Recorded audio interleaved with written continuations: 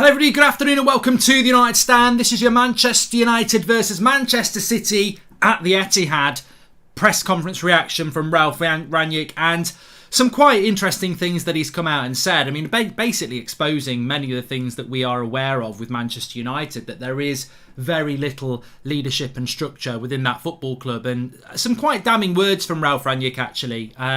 Very good question from a journalist saying, is it unacceptable, the position that Manchester United are in, and should it never happen again? And what they're talking about is not where we are in the league. The journalist was saying that this is Manchester United in March, no idea who their next manager is going to be, no idea of what players they're going to buy. This would not happen at Manchester City. This would not happen at Liverpool. And Rangnick answered it very, very, very scarily. He said, look, I understand the question, but ultimately I'm here if needed. That conversation has not happened yet. So they're not talking to Rangnick. They're not talking to him about anything. In his consultancy role, he's not being spoken to. And people would say, well, he's keeping his cards close to his chest. Why would he admit that? But far better to say I'm not going to disclose the conversations I've had with the board than to say I've not had those conversations with the board and I'm here if needed. To publicly say that is damning. So we'll get into that. Pep Guardiola's also done his press conference at the same time. And apparently Ruben Diaz and Nathan Ake are out. So you would imagine they'll be playing Stones and Laporte at the back if there's any, positivity in that.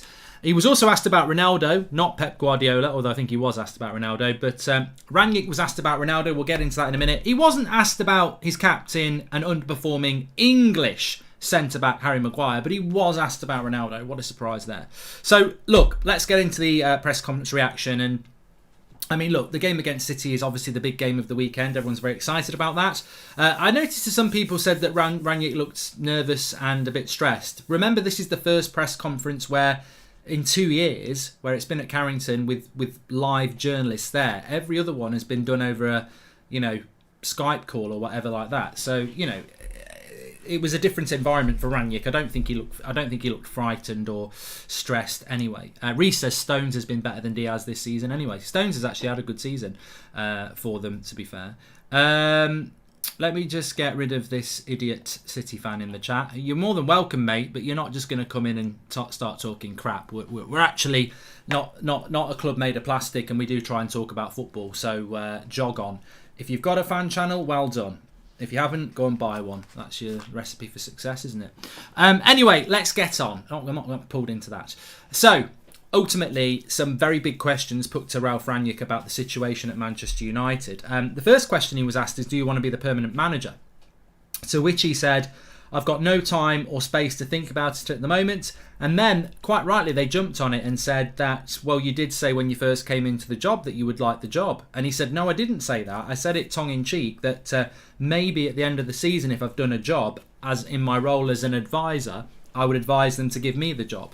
But so they said, well, do you want the job then? And he said, at the end of the day, we'll have to wait and see. I'm just focused on what my job is here this season, to get the best out of these players this season, and then take it from there. I thought it was a good answer from Rangnick. I don't think he does himself any favours now. And I actually think he had every right when he first came into the job in his first press conference to say, I wouldn't mind the job full time. But where we are at the moment, it would do him more damage than good to say, yes, I'd like the job. So I think he's absolutely right to deflect the question to the end of the season. Because let's not forget, why would Ralph Rangnick get the job?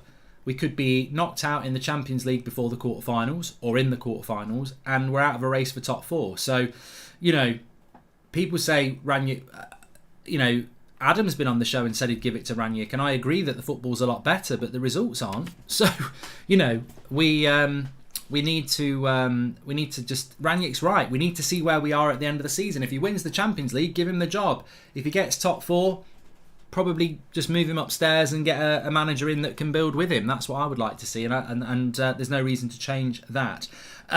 He was then asked some of the key things that I really want to get into. There's loads of stuff he was asked about, but I don't know which way to do it around, because he was asked about the structure at Manchester City. In fact, let's just do this first.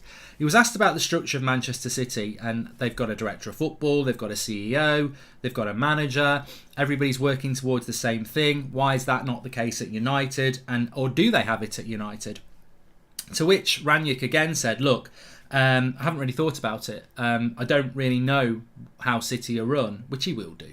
But my focus is on this season. But then he elaborated quite interestingly, and he basically said continuity and consistency is really important. And at Liverpool and Manchester City, they've got that. They know how they want to play. That feeds into the recruitment. And basically, they have a corporate identity and guidelines of what they want to do. Now, people think of a corporate identity and think, oh my God, he's been indoctrinated by the Glazers. They've got him. They've already got him.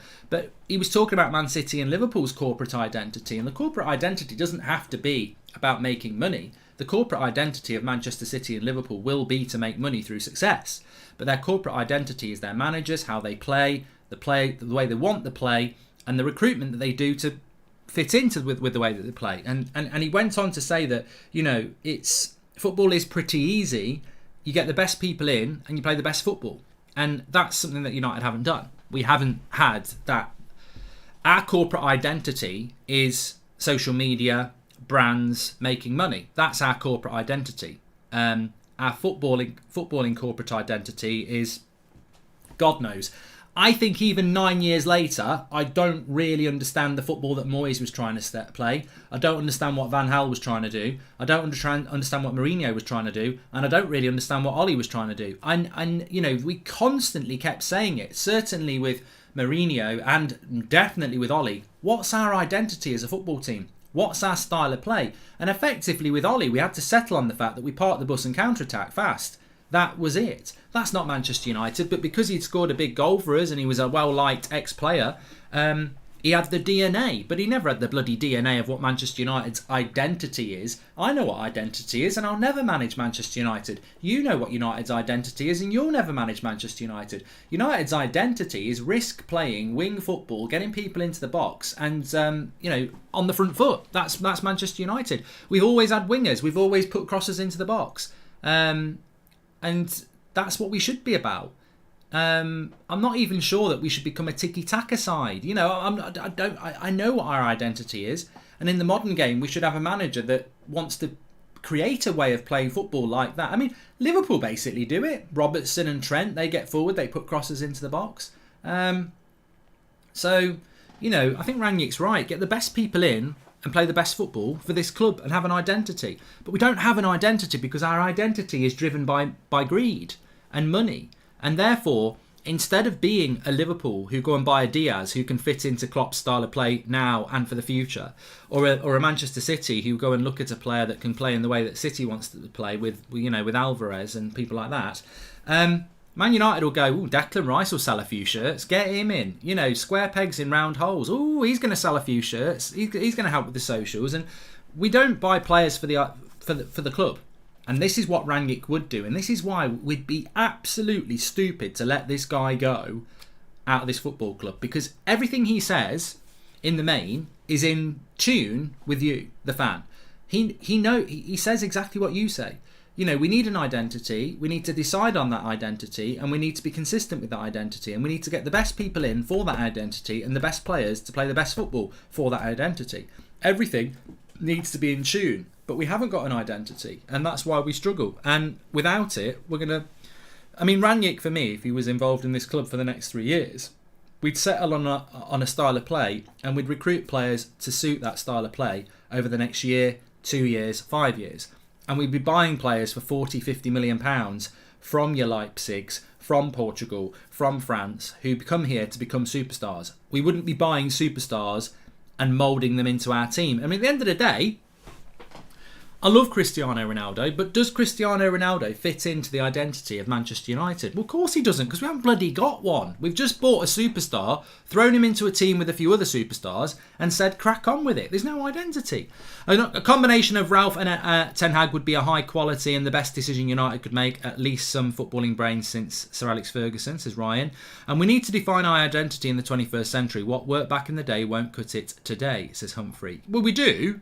But I'd rather go back to our identity of 15 years ago than to the one that we've had for the last 5 years, which, let's be honest, is park the bus and hit teams on the break, which is probably what we'll do on Sunday, to be fair. But then he went on, this is where it gets interesting. He was then, I found that very interesting because it was a clear comparison to how badly Manchester United have been run with how well Liverpool and City have been run. And don't be naive enough to think that because Rangnick sits there with a smile and looks very well educated and speaks clearly, that he's not slating the club.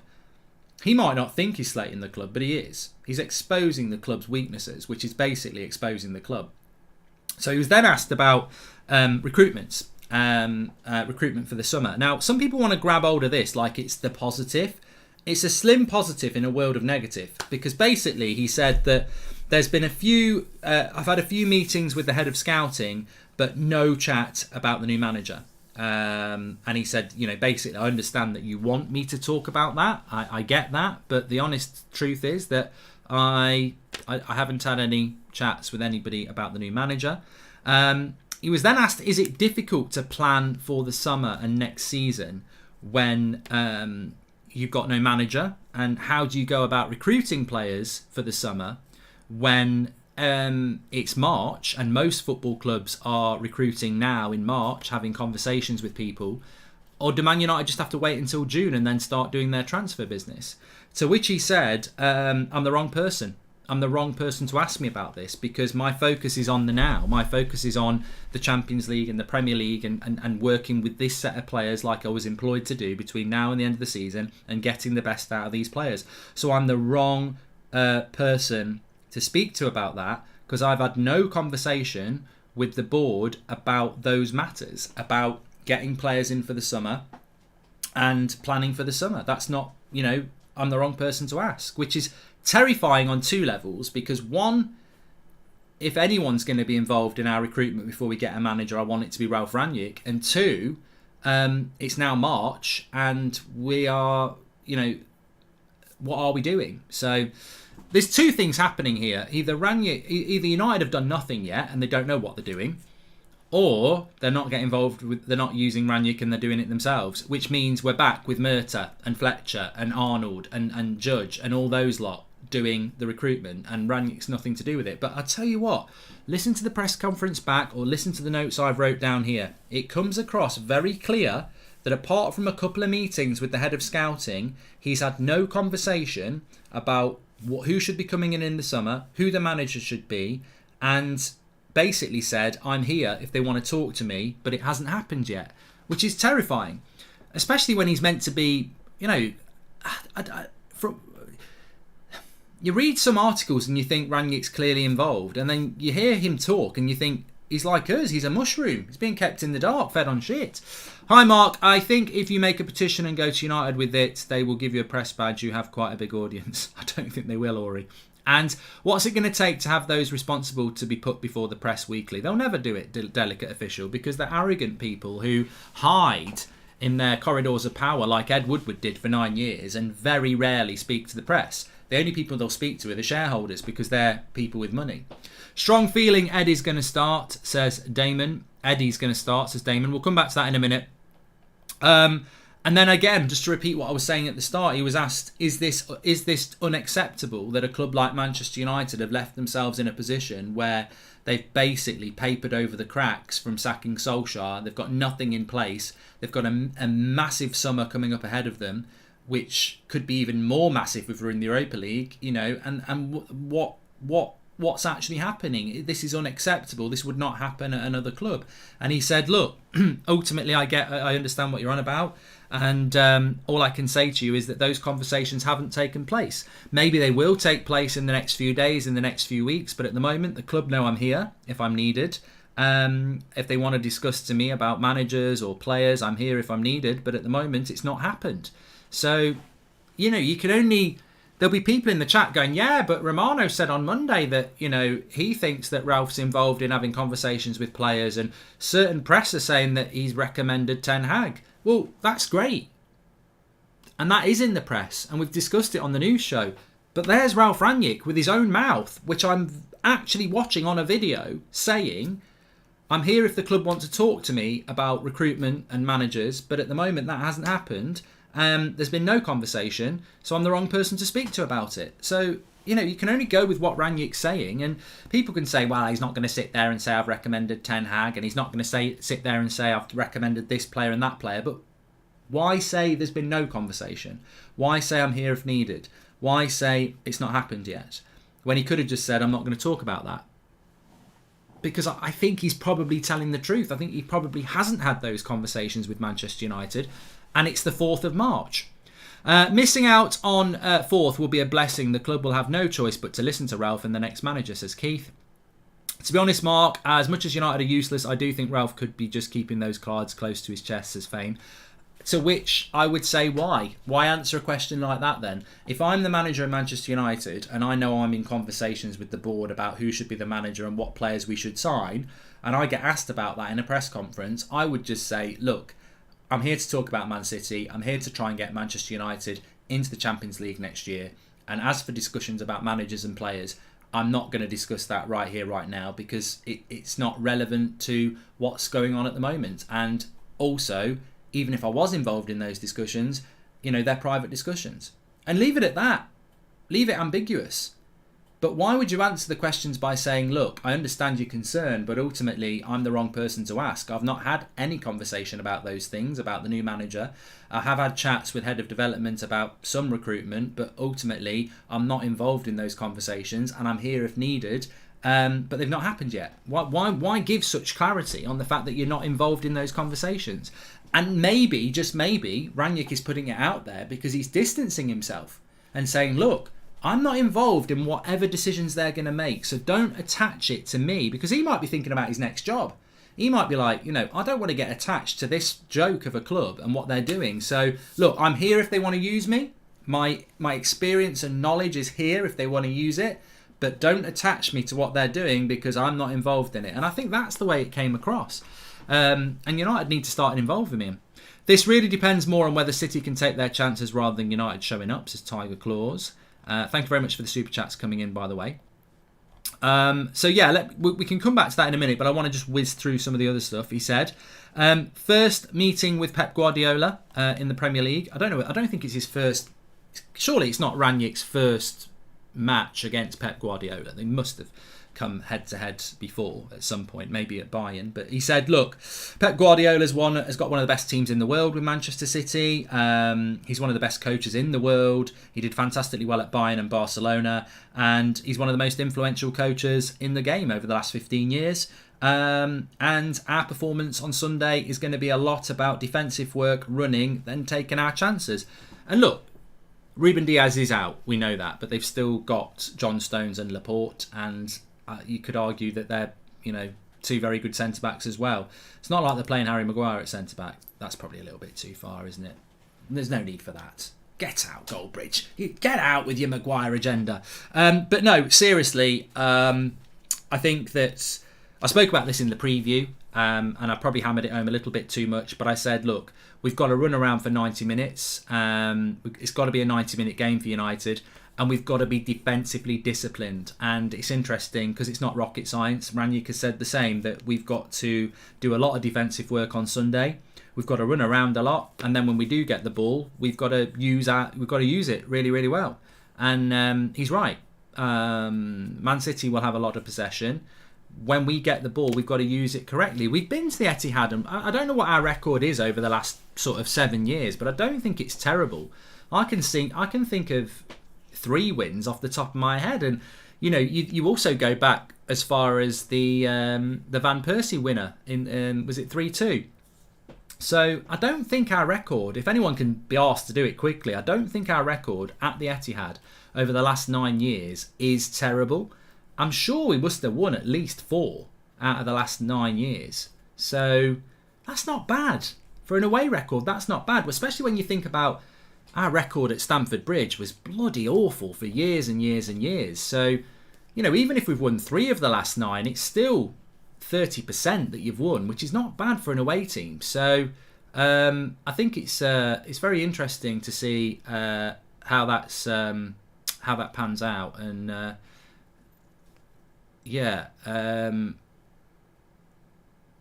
we'll have to wait and see. But I don't think we've got a terrible record. I really don't. City need the win, and this isn't going to end well for United to Sparks. Well, they are the favourites, but I'll never forget doing that live stream a few years ago when we were 2-0 down at half time. They were going to get the title handed to them that day. It was in April. All they needed to do was beat us and they were going to get the title that day. They still got the title, but this was massive for City. It was packed out at the Etihad, which is a rarity. And they were so excited. They were beating us 2-0. And up comes a performance in the second half from United to win it 3-2. And, I remember at half-time people were going, sack Mourinho on the pitch. Do it now. Sack him on the pitch. And we won 3-2. So there is something about this game. And I think quite simply it is the fact that it's a derby, and a derby's a great leveller. But yeah, it will be. It's going to be very, very interesting. Cavani is back. He said that Cavani is back. He is available. I know somebody said in the chat that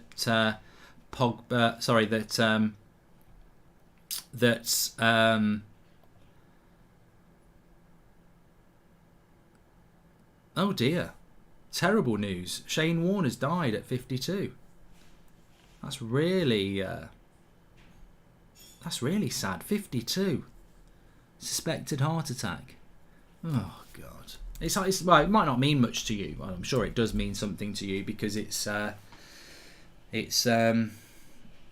loss of life. But Shane Warne, for me, I mean, I like a bit of cricket, and that's really sad. 52's no age at all. And yeah, if you are Australian, that would be a very, very sad day. He's a very, very good cricketer, Fat Pigeon. Was a very good cricketer for Australia. Fantastic spin bowler, and unbelievable spinner of the ball, and a big personality as well. In them Ashes games, but also a big personality off the pitch, and always came across well in interviews and as a pundit. So it's a real shock. That is a real shock. Really sad. I'm actually just going to tweet something about that as well. As I say, if you've got any interest in cricket,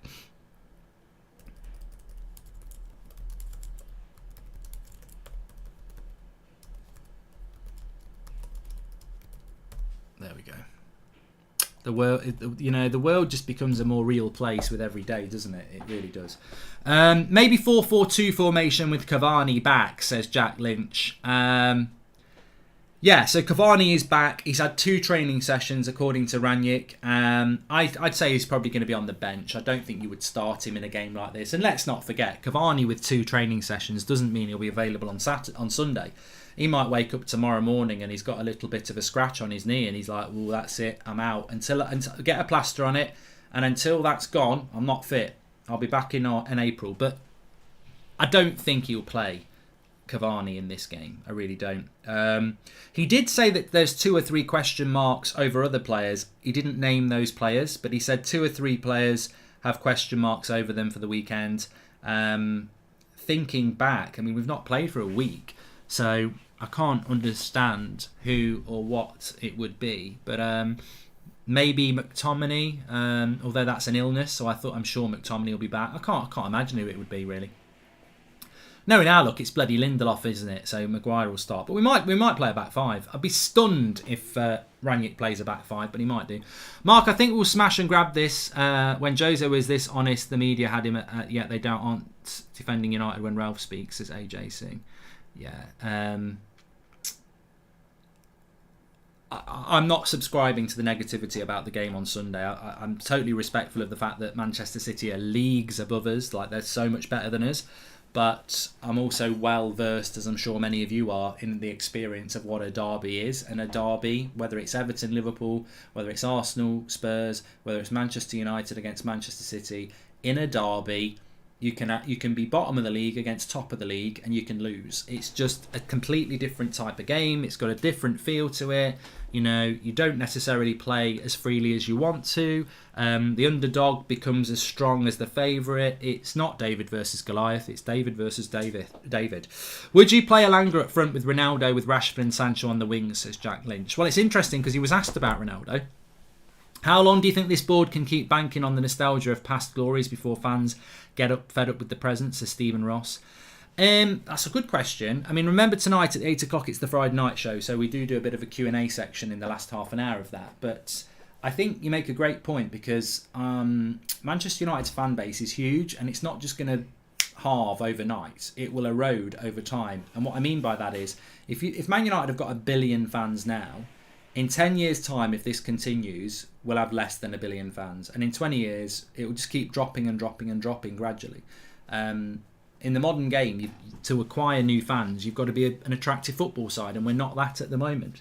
When did Everton last beat Liverpool, says Sam? Yeah, they have been a bit crap recently. But as I said, nobody's told me in the chat what our stats are at the Etihad over the last 9 years, because it's good. Ollie beat them. That's how we've got a chance. How long? Yeah, I've done that one. But he was asked about Ronaldo. And look, of course, Cristiano Ronaldo's always going to be a question, especially because he's Cristiano Ronaldo. I do wonder if in the embargoed section tomorrow night whether there'll be a question about Harry Maguire. We haven't lost at the Etihad since 2018, says Lid. We've won basically every game at the Etihad, says XF. And Everton beat Liverpool last season, says Oliver. There you go. We've won 4 out of our last 5 games at the Etihad, says Captain Monopoly. And I've commented twice. Well, there you go. I've noticed it the second time, Captain Monopoly. If at first you don't succeed, try again. So, yeah, we've beat them 4 out of the last 5 games. I rest my case. I think it will be a draw, to be honest. But I'm not subscribing to the negativity. I just think this is exactly the sort of game United get a result in. Everyone writes us off. It's a derby. We've been playing crap. We'll go and win this game probably. I'm not predicting a win, but what I'm saying is it wouldn't surprise me if we won, and I do think we'll get a draw because we just tend to turn up in this game. If there's one game that we turn up in, it tends to be this one at the Etihad. And a draw would be a good result. It would be a good result for United. As bad as it, Arsenal will probably still be ahead of us if we draw with 3 games in hand, but the Etihad, a draw wouldn't be bad. But he was asked about Ronaldo. It was quite interesting. The I don't know who the journalist was who said it, but I was like, bloody hell, what's Ronaldo done to you? I don't think Ronaldo's a happily married man, but this journalist was like proper going in on Ronaldo. He basically said he's a 37-year-old striker, he's past it, and a failure, and he's playing in all these games. Is it a failure on United's part that they're relying on someone like Ronaldo? And I was like, hold on a minute, Ralph. Get in on him and say, look, well, that's your opinion. He's not finished. He's not past it. But he didn't say that. He said there's a few things that were unforeseen in relation to why we've ended up with just Ronaldo as our striker. And I think he's talking about Greenwood there. He said Cavani's back now, but then he said we've got Marcus Rashford as well, who I insist and I'm behind in the development of him. He's talented. He's got pace. He's got physicality. And everything needed to be a modern day striker. So, I mean, it went from so he didn't defend Ronaldo and he defended Rashford. I was like, what are you doing, Ralph? You've become indoctrinated in the English way, haven't you? Protect the English players and slag off the foreign players because, really, he should have answered that question by giving Ronaldo a bit of protection because the journalist basically said Ronaldo's past it. And Rangnick used it as an opportunity to tell us that Rashford is behind him. He's behind his development. He's quick. He's physical. He's talented, and he's got everything that's required to be a top striker. And I'm like, oh my god, that's going to be one. That's going to be very interesting for people to digest. You don't defend Ronaldo, and you defend Rashford as a striker, and I'm like, ooh. The twice was a Pep reference, says Captain Monopoly. It was only a joke, mate. Players ignored disabled fans after the Watford game, except for Sancho and Jones. Wouldn't have happened in the Ferguson era, says Amber. The board have brainwashed Ralph. But I'm sorry, I'm a big fan of Marcus Rashford. I do not think he's got the attributes to be a modern day striker. Actually, I'll correct that. He has got the attributes to be a modern-day striker. I don't think he's got the football brain to be a modern-day striker. And that doesn't mean he's thick. I think it would be like asking Nathan Redmond or Marcus Albrighton to play up front. It's a specialist skill. And I don't think Rashford's got it in him. I don't think he can play with his back to goal. And I don't think he's got the creativity. And I don't think he's got the aerial threat. And I don't think he's got the holding up ability either. So I disagree with Rangnick. I think Marcus Rashford has a very distinct set of skills. Pace is very explosive pace, finishing ability when he's got his confidence, and ability to get past the player. Those attributes for me need to be running at a defence, and therefore his best position is wide, because you get more space out wide than you do through the middle. What's the point in having a striker who's fast, who can get a shot off and is good at running past people as a number 9? Because you're going to play with your back to goal. And also, Rashford's terrible at staying onside. So, look, one thing I will always defend Rashford with is that he's not been developed for 3 years. Solskjaer and his coaches failed him, as they failed many other players. But turning Marcus Rashford into a striker, if that's Rangnick's plan, I'm interested to see how that's going to work out. Because for me, Rashford's degraded so much as a winger. He can't even do his job as a winger. And now we're going to turn him into a striker. Interesting. But Rangnick likes Rashford. He does. And he made it very clear. I insist I'm behind his talent and development. So I've always said that Ralph Rangnick likes Rashford, and he loves him because of his pace, basically. So, yeah, but he didn't want to back Ronaldo. Did not want to back Ronaldo. I'd have been all over that. I'd have said, get out. And then I'll answer your question, and you won't hear it, but get out. Saying Ronaldo's past it. Get out. You're past it. Who do you write for? Who are you writing for? No, who do you write for? Who do you write for? Yeah, exactly. I don't know who he writes for, but you're past it. Get out. I used to say Rashford turned into a skinny Adama, but that's disrespectful to Adama. He's playing at championship level. I hate Rashford. Don't hate Rashford times N. That's not very nice to see. And Ronaldo on the bench won't improve this. The others finishing, says Vlad. And Rashford has zero ability to go past players unless it's a straight foot race. Oh yeah, Rafe, he has. He's got that little step over thing that he does. He has got. I don't agree with the criticism that Rashford gets in general. I agree with the criticism this season. He's been dreadful, but I do believe there's a talent there. It's just completely disappeared, which is sad. But look, he may well end up starting on Sunday. I wouldn't be surprised if Rangnick starts him, and I'm very interested to see what he's going to do with Ronaldo. As I said in the preview, I'm not sure I would start him, but we'll have to wait and see. But for me, the big things from the press conference to take away. Hi Mark, how are you doing? I'm worried that any manager we appoint will have limited control and a hand tied behind his back. Tried to stop myself getting excited. As reality is, we'll have the same owners, says Nick. I think you couldn't have put it better yourself. Shane Warne has passed away. I spoke about it about 10 minutes ago. Happened when we was live on air. Well, I found out about it live on air. I'm not a massive cricket fan, but a bit like the rugby, a bit like the Olympics, you know, when it's England against Australia, I'll always watch it. And I do quite like cricket when it's that sort of form. And I'm fully aware who Shane Warne is. And I can't believe it. 52 years of age. Apparently it's a heart attack. Just very, very sad. And look, there's people dying all over the world every minute. You know, you'll know somebody I don't know. And you know, it's very sad when somebody dies. But this is somebody that's... a lot of people will know the name. He's a legend of cricket. He's a legend of Australian sport. And it's very, very sad.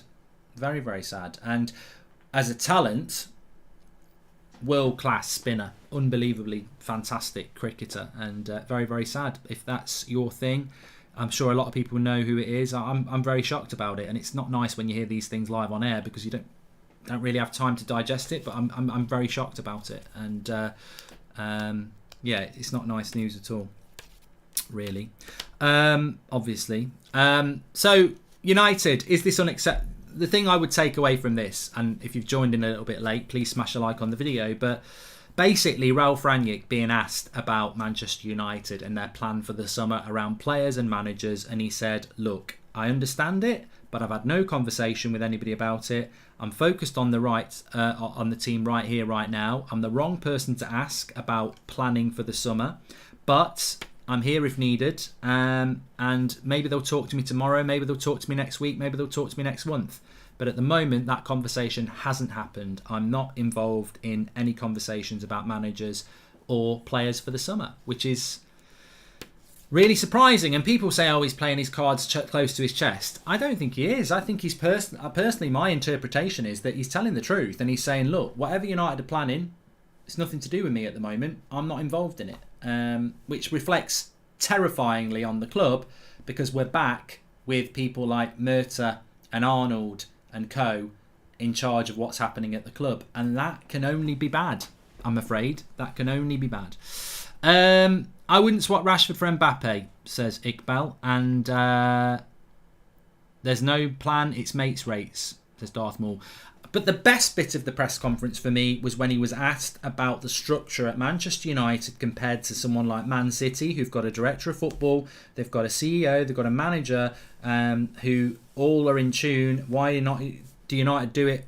Why don't United do it? And he said, to be honest with you, my focus is on this season, but continuity and consistency is key, and you can see it at Liverpool and City on how they want to play. That then feeds into recruitment, and they have a clear guideline, corporate identity of what they're doing as a football club in relation to manager, play style, recruitment, vision. And that's very clear at Liverpool and Man City. And we've spoken about this before. I look at Man City and I know what their vision is. I look at Liverpool and know what their vision is. I can look at other clubs. And vision is like, it's not just about we want to win the league. It's about how they play, how they're recruiting, how they're looking forward, how they're looking right now. United don't have that. And then he went on to say, football's easy. You recruit the best people and play the best football for you. And United just haven't done this. And Rangnick knows. And he's at that club and we're not using him. And we're telling him, no, Lingard's not going anywhere. No, you're not having a midfielder. And we're not discussing him about managers and recruitment. I don't get what Rangnick's role at United is, other than try and get us top four. Like, he should be front of house in relation to this, and he clearly isn't. And you can pretend that he's keeping his cards close to his chest, but as I said, if he is in those conversations and he gets asked about it, you just say, I'm not here to talk about that at the moment. I'm here to talk about Man City. I'm not going to discuss that sort of thing with you. But to say he's not involved in those conversations, why do that? Anyway, thanks everybody for watching. He deliberately lit a fire under them. He's going to write an excellent book post this, says Humphrey. I think you might be onto something, and why shouldn't he? Thanks everyone for watching. We'll be back at 8 o'clock. I'm going to be on Goldbridge TV in half an hour. Twitch, TUSFC Arise, Friday afternoon. Looking forward to that. Do join me for that. But 8 o'clock tonight as well. Smash a like on the video. Make sure you subscribe. Big shout out to anybody who's as shocked as I am about the death of Shane Warne, and Australians especially. I know they'll be mourning this more than most. Very, very sad news. And thanks everyone for watching. I'll speak to you all in a bit.